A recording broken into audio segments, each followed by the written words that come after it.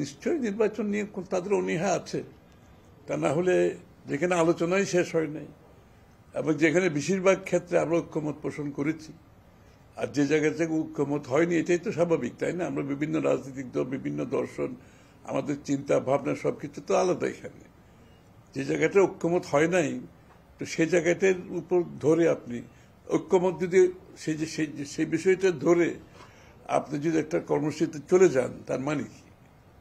তার মানে তারা ঐক্যমতের যে আলোচনা সে তার প্রতি কোনো সম্মান দেখাচ্ছে না। যে রাজনৈতিক কালচারের পরিবর্তনের কথা আমরা বলছি, সংস্কৃতি, তার প্রতি তারা সম্মান দেখাচ্ছে না, তাই না? আর এখানে তো আমি বলি বিএনপি সহ আমাদের সাথে তো যুগপৎ আন্দোলন আর 42টি দল আছে, তার বাইরে আরো 5-7টা দল আছে, প্রায় 50টি দল। আমরা সবাই একভাবে অনেক বেশি ঐক্যমত আমাদের মধ্যে আছে। তা আমাদের এখানে তো আবার সবকিছু যে এই ঐক্যমত হয়েছে, আমাদের যে বিষয়গুলো, আমাদের যে দাবিগুলো, আমাদের যে আগামী দিনের 31 দফা, এগুলো তো সবকিছু এখানে ঐক্যমতে আসে নাই, তাই না? তার মানে কি আমরা সবাই এখন কর্মসূচিতে নামবো?